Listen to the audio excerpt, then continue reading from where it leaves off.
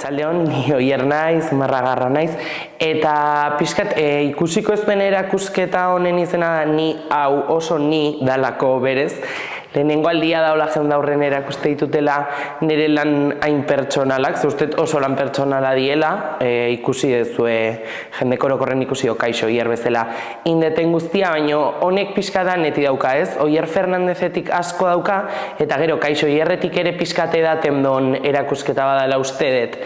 Atera da, berez, ilustrazioko gradu amaierako lanerako hasi nintzen pixkat alor hau lantzen, ez, neon pixka blokeatuta, 4 kolore hartu nituen, etxen itxi nintzen, eta atera zien 28 lan, eta gero pixkat lan aurkeztuta gero jarraitu dut 4 kolore horietatik tiraka, eta guztira esango nuke hau dela 37 lan ustet, ekarri ditu dela erakusketara. Eta, bueno, inona pixkat izan zen, nire barruko guzti hori atera, eta presaz bizigean gizarte hontan gelditu, eta sorkuntza erdigunen jartzea izan zen nire erabakia. Gaur egun ja hori ez da egia, ze alde batetik bestean nabil gauza batekin eta besteakin, baina, bueno, momentun bai betezon pixkat horren nire nahia edo nire hori.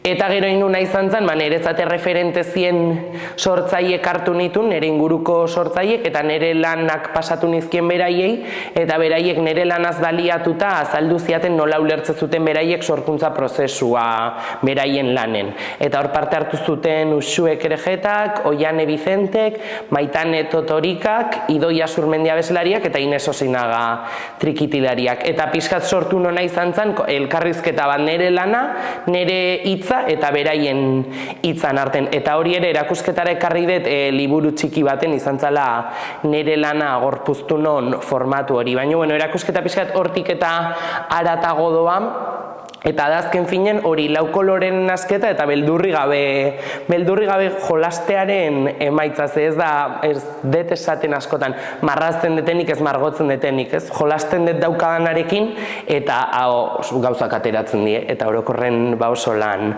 politiak ateratzen die. Aipatu behar dut ere, lan guzti hauen arten badagola lan bat, izan zela aurtengo Urretxuko txistulari alarden margotu non lana, justu hau, eta eskatu nien txistulariri ze uste non bazala oraindik nire prozesu horren barrun sartzen zen lan bat. Eta orduan oso, bueno, ez da grazia iteitela, baina kurioso iruditzen zait, mai baten gainen inda ez dagon lan bakarra dela hemen da ona.